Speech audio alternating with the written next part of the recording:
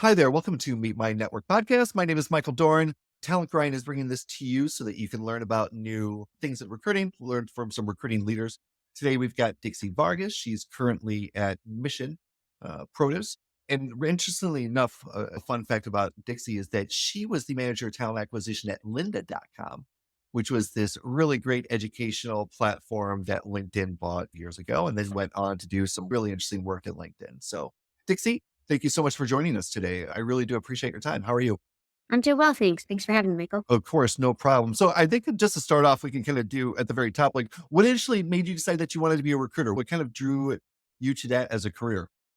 Yeah, I mean, I think most recruiters will tell you fall into it. It Yeah. becomes something you do. It's not something you say, this is what I want to do. I have it planned out. Maybe more so now, but I've been in the industry for over 25 years. So Mm, it's something I fell into.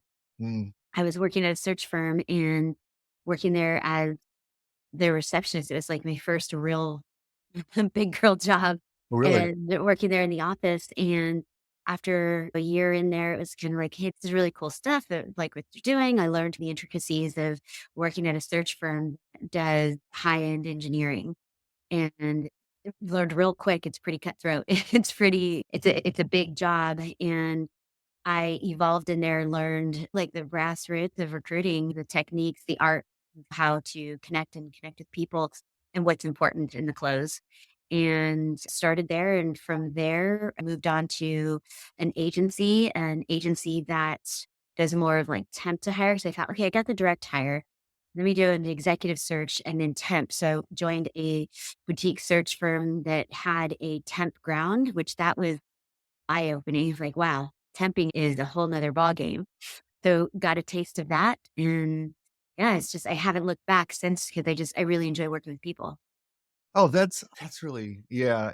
I had a kind of a similar experience. I kind of worked my way up into recruiting from collections to customer service and then ultimately into recruiting. So I had to build the corporate experience to kind of get that opportunity. But yeah, and so I think the biggest question I always have when I take a look at people and taking a look at your experience, that you were an executive recruiter, but then all of a sudden you became a manager of talent acquisition. Can you explain a little bit about that? Like, how did you make that jump?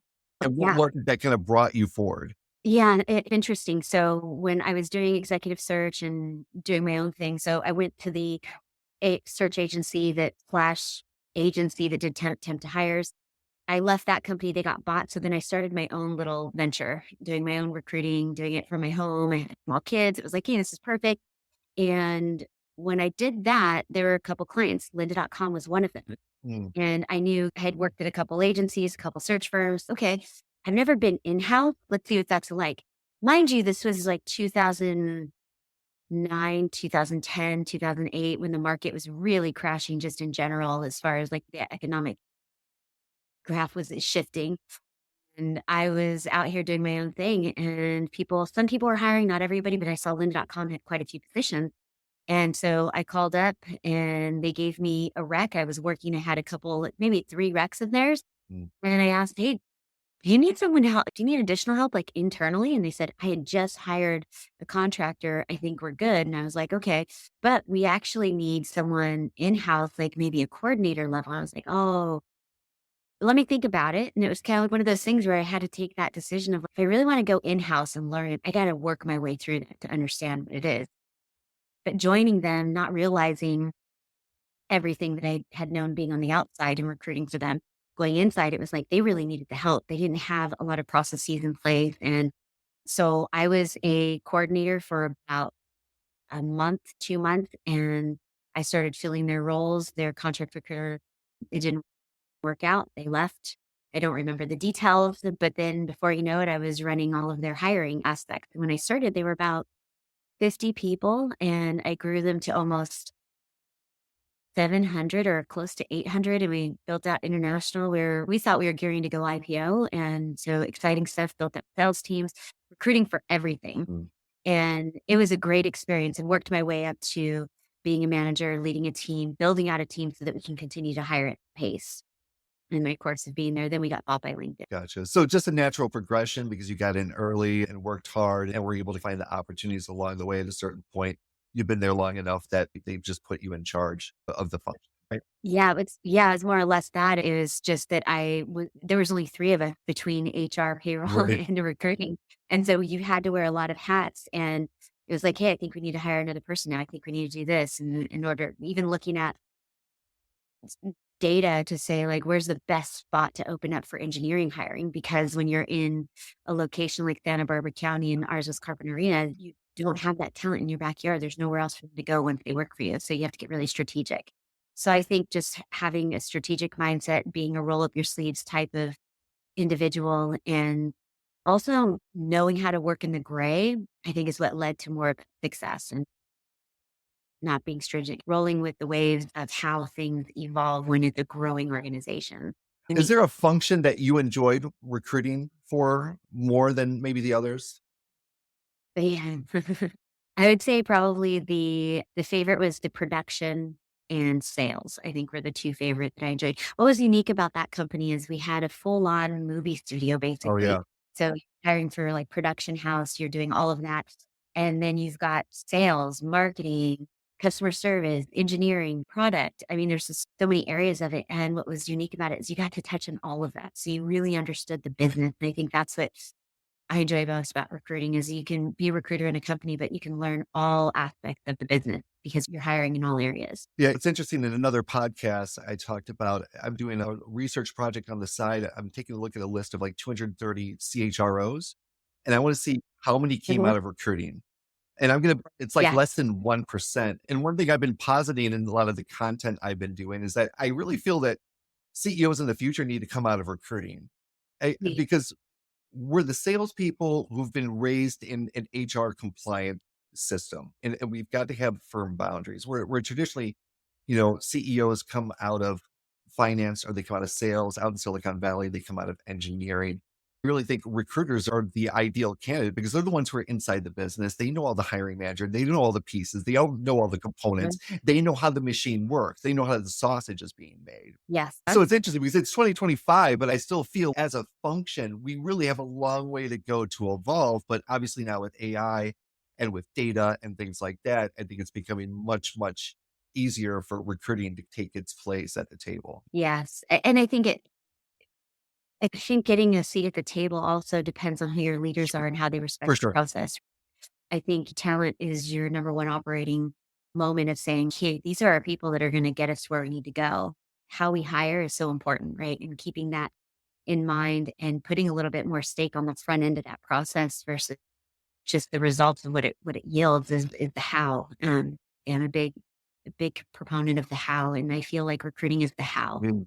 how business is going to grow, how business is going to evolve to the next level. And we get to see all those pieces, right? When you see them hiring in one area over here in another function, you're like, hey, you guys are hiring the same thing. Let's talk about this and see if we're not overlapping. And Look for redundancies, look for ways to yep, iterate and improve things. that's where you be that strong business partner. Yeah, yeah, Just absolutely. And so how do you define success in recruiting, like currently for your organization?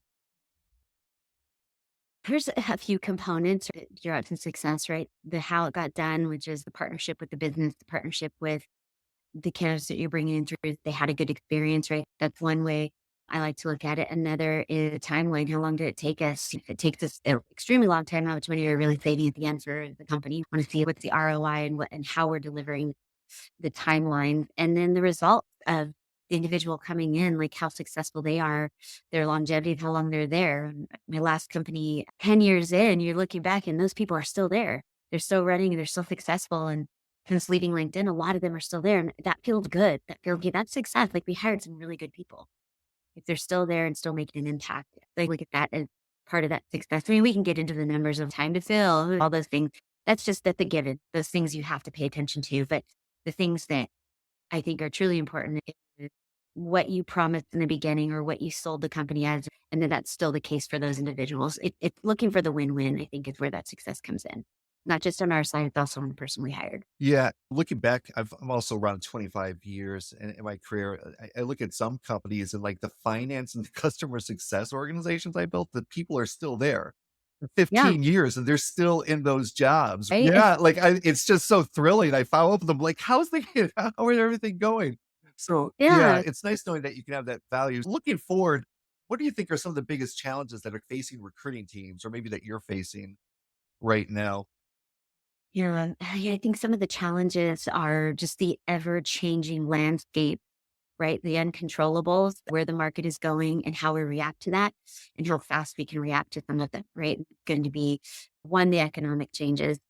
Two, there's AI, right? The systems and the tools we have access to and how we're utilizing them. And then, you just, and the talent in general, we went through COVID. That was something that no one could predict. No one knew what we kind of HR had to step in and figure out remote. We've never done it before. We're figuring those things out. And then from a recruiting landscape, we had no idea what was going to happen in the market. So you're trying to predict, are we bringing in, are we prepared? Do we have enough people in place that are going to help us do what we need to do? The market was changing. I mean, new industries were evolving from COVID and how we do things. And so it was changing how we hire, what we have to pay attention to. You were no longer meeting someone in person to make sure that was a great hire. So you had to do things a little different. You had to listen for what's being said.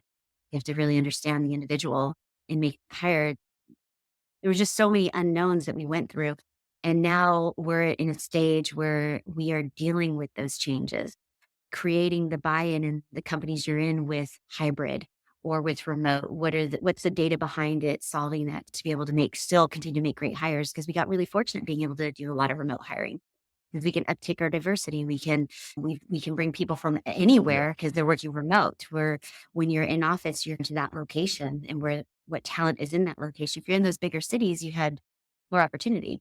But if you're in different areas that there's not a huge landscape for talent, it's going to change. So you have to adjust. And I think those are some challenges that we're still facing from the post COVID. Are you bringing people in office for final stages now? At this organization, I would say yes for most of them, but some of them we have made without having them to come into the office. Gotcha. It also depends on the leader of that department or the facet of the work, like what's happening with it. What are they doing? How has your process evolved from your time at LinkedIn now that you're someplace? And I'm sure you probably had to install quite a bit of it when you got in there, or at the very least refine it. But like, how have Mhm. you changed your approach? I mean, I would say it's probably the place that you're at now is not as large as LinkedIn, and it probably was in a different state of readiness compared to where you had come from. So, kind of how's your approach evolving? The approach, I think it's evolving in a way of leading with a lot of understanding of knowing like where they are and really understanding where they are as a company, where they value and want to proceed, but then also making those recommendations and doing it in a way that you're still respecting what's been there and how they got there Mm, and keeping those things in mind. Where I feel like I can bring the immediate value is I've seen a lot of what it could be. And so I can start to implement those in those baby steps to get them to where they're fully functioning, automating more of their processes and looking at things with knowing what I know it could be at a large organization when you have all the tools and whistles and bells at your fingertips versus when you don't. right. You do have to adjust and do things a little bit differently. And I think my experience at a startup brings that value here where I've seen both sides of the coin and know and have a clear understanding of my values and how I want people to be treated through the process. And so I think it's a unique blend that you get to bring it here. And coming into a completely different industry is also humbling because you're learning new processes and learning what's important to that demographic of talent versus coming out of the tech world and knowing what's important for them, right? Who you're battling and gearing with. So, really altering your approach based on the environment and the Yes. priorities of the Yeah. culture, right? Yes, you have and know when to do it, right? It's not just, "I've always done it this way, I need to do it this way," but to quickly come in and say, "Okay, my approach over here is a little different than my approach here because of XYZ," without giving too much away. It's like you have to be able to mold the environment in which you're recruiting. It's really funny because I was exposed to world-class best practices at some startups I worked with, VC back in high growth. And when I started my Right. business, I'm like, we are doing Asana, we're doing all this structure. And I had the hardest time getting adoption from my introverted global team. And over time, I literally had to streamline it to we communicate in Slack, we have a Trello board, and then we have a Uh-huh. roadmap with the overall strategy. And that's it. We follow the Amazon documentation for any feature requests. We really try to think it through and make sure we figure out where it is on the priorities and just keep it really simple. And that's what works for us. But it took me a while to get there. You get accustomed to working a certain way, so you're like, Yeah, "Yeah, doesn't yeah, everybody do it like exactly. this?" And I think that's what was important for me was I wanna bring immediate impact wherever I was going. I didn't want to go back into the same old because it becomes a little complacent. It's like you want to be challenged. And for me, the challenge is I get to go back into almost a startup environment in some respect where you're building again. You're bringing in new ideas, things they hadn't seen before, just because it might be $1 billion company. We might be leading the pack in what we do, but what we do is not tech and it's agriculture, right? It's coming from there. You're working at a different speed and Mm, relationships matter big time, right? It's the way you do business in the ag industry. And they still were operating like a small company, which is great because you still have that feel, but you're a big company. So we're at the turning point where that technology is playing a bigger role. The where I've been is playing a bigger role to bring in that knowledge, to bring in here are the tools that can help us get there, automating and bringing them to the new ways of recruiting, but still keeping some of their old things that really make them yeah. You unique. got to capture the essence of the culture. I mean, that's ultimately what that's the only thing that really Absolutely. distinguishes individuals or companies, right? Got to be your authentic Yes. self. I Mhm. think that's what resonates probably the most. When Yes. you're building a team, what qualities do you look for when you're hiring recruiters? Oh gosh. I think passion for the work, I think it's really important. So you gotta help people find their next play and understanding what they do. Constantly learn what's new. They're looking at tools. I want to see know what I'm doing and I'm doing really well. That doesn't necessarily mean I have it all right. I want someone who's going to also Mm, that can teach the team. I think everyone brings something unique. So I always look for where are my gaps for my team? What can this person do that can really help the next person versus hiring everyone exactly the same. But there's more of like, yeah, I want someone who also leads with a little bit of compassion. You're dealing with the human factor. I think that plays a huge helps in also coaching along when you're dealing with hiring managers and getting them to see a different view versus nope, they don't have this. They didn't hit all the check boxes. Like not everyone's going to check everything. There are unicorns, growing everywhere. We've got to create that unicorn in the individual with the competencies and just understanding what is going to tick for that team and how can we bring in added yeah, it's value so by the funny new because hire I we I bring in. remember early in my career, I would hear leaders talk about getting butts in seats, and it hated that term. Like, I just every time I heard it, it made me cringe because I'm like, these are human beings.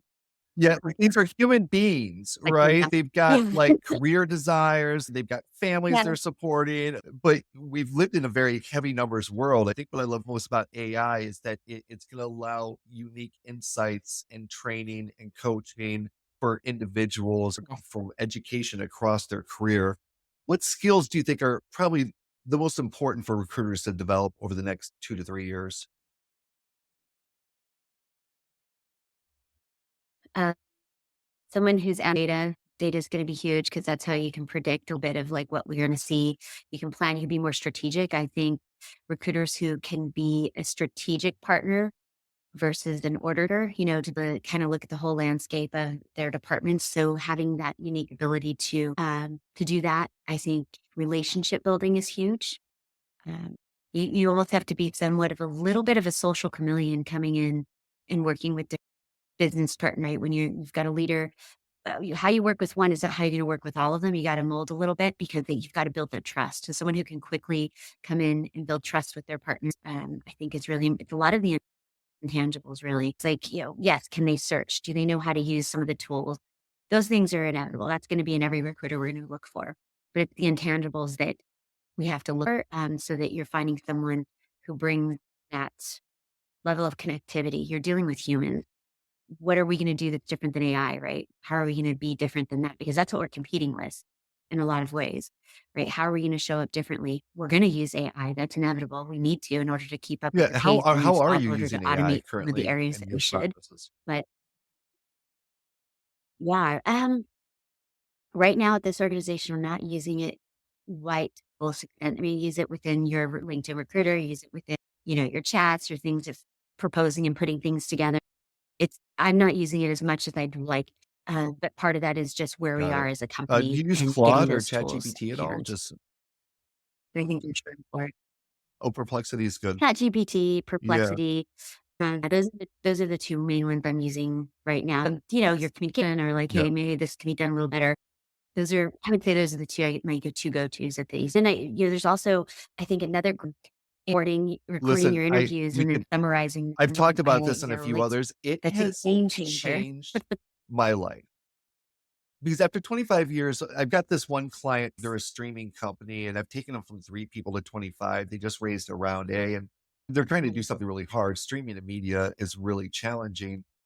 And just watching them grow and being able to optimize has been pretty rewarding. Do you have any concerns about AI in recruiting?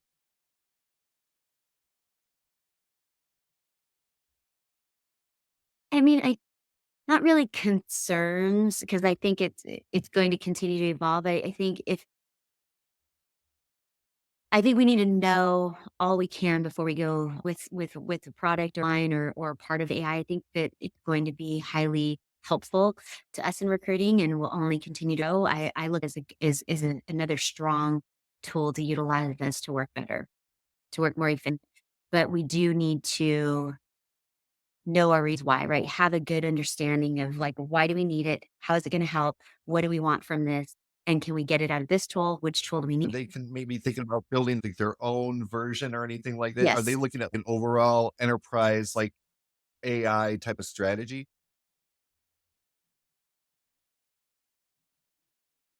Yes. Yeah. And I think that's good. You know, you've got Copilot with Microsoft. There's these little things that like you got to invest in that, and not just recruiting, right? It can help the entire organization. I think is more the route any company should go is like, how can you help for all or most versus just for one area so that you can control that privacy, so that you can make Yeah, sure and I think that's we just a good are date of the company safe. 2025 that most enterprises, that's where they are. They're still figuring out their AI strategies. They're not jumping in with both feet. They're trying to be protective of their data. They're trying to get the best effect out of it. There's companies like Scale.ai that are helping companies build their own LLMs and things like that. So it's a foamy period right now, I'm Mhm. seeing. Like if you get knocked over by a wave and you don't know which way is up, I think that's the economy is right now with AI. We're still in the infancy, right? Like, I mean, even though it's been around now, it's still in its infancy. As it evolves every year. It's like, oh, there's this one comes out, kind of like the iPhone, a new one comes out. You'd think that's Yeah, AI and it's constantly amazing the growing and ability because I evolving did a with what's project being put once with into it. Aon Hewitt. So, We had to hire um, 500 people to become licensed life insurance agents in 6 months. And we had to overhire by 30% because not everybody was gonna get through the training. wow, And we're literally, we were going to, like, churches, to community centers. We were interviewing right? people for a half an hour. We were giving job offers on the spot. We had big open houses. We brought executives down to interview. And, like, now I think I could probably do it with 3 or 4 3 recruiters, a recruiting coordinator, and AI. I could probably run that whole thing and not even Yes. break a Yep. sweat doing it. Yeah. Because yes, it can help you weed out, right? It's kind of like when you have all those tools for engineers, you know, it's Yep. like, "Hey, do this, and if you pass this, you move forward, so we're not wasting time talking about it." Like, those are, you know, those are things that have happened years ago that were groundbreaking when hiring in niche areas like engineering. And then as you go forward, right, ATS systems, that's another form of it, right, where it just became a huge time, you know, saver where it's like, "Hey, everything's in there, right? You have your CRMs, you have your ATSs, you have all these things, it's just helping you."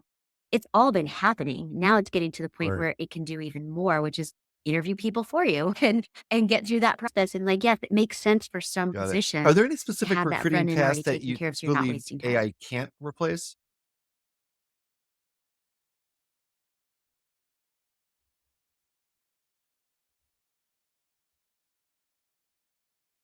I would say AI is getting pretty good. I mean, I've seen some stuff on LinkedIn that they're doing and getting pretty good. But I think when you're speaking, what AI can't Mm, do is listen for what's not being said.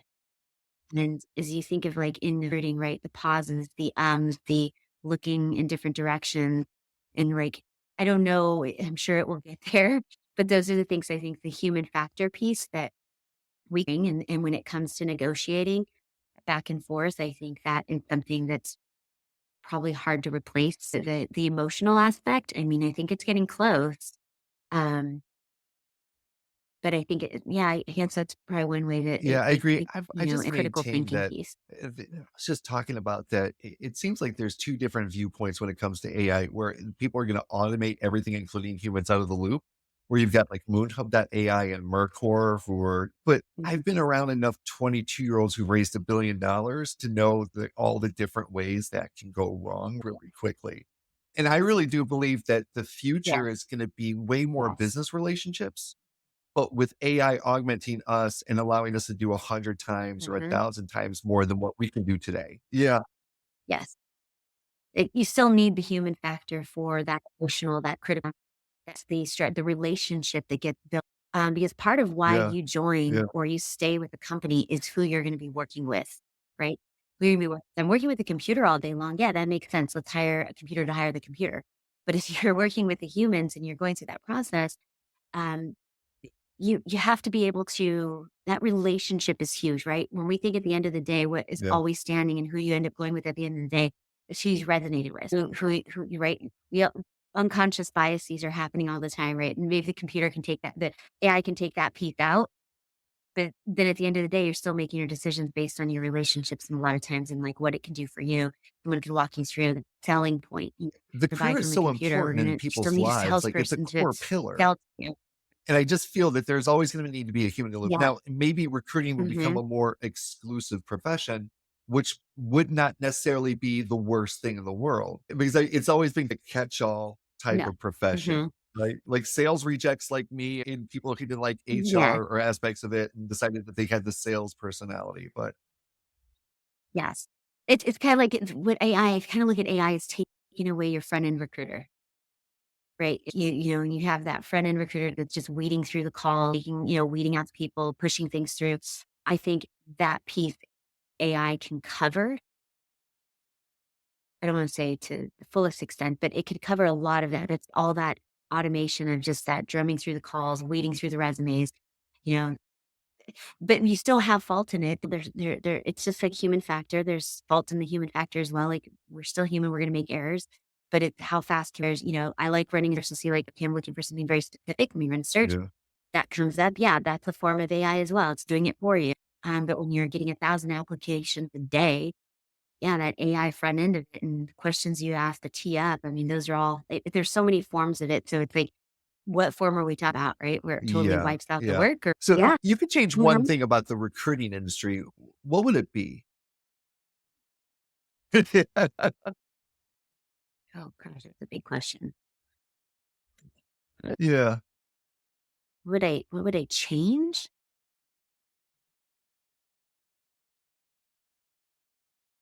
Mhm. It's a good way to put this. That's a big one because there's so many. I think it would be great if the view of the partnership recruiting play in the growth and strategy of organizations were respected a little bit more of like an appreciation for what role we can play in the organization. I think it'd be great if more companies immediately understood the Absolutely. value of that.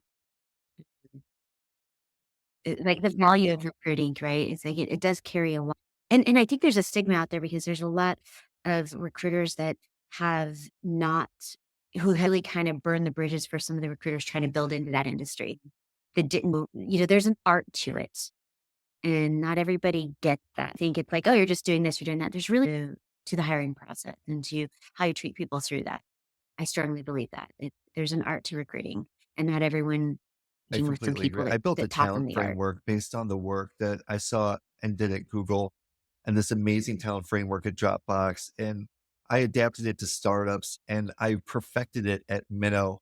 And I try to give it away to people for free, and people aren't. They just don't like understand the value of it. I'm like, no, don't you understand that if you build this around competencies, and you're very specific, and like with this one company I work with, like Mhm. we've gotten the Yeah. process. What you'll love this. We have this super long, takes about an hour and a half intake form gives like psychological style, full job description, all the interview Okay. questions for all the different interviewers, the whole interview process, each person, what competencies those persons are for all the way through. And it's the hiring manager like an Yeah. hour and a I do half the to do same it. thing. But once they do it and give it to me, Yeah. it's done. Like I'm feeding them people. They do the interview, we move them forward to the process. The machine is started.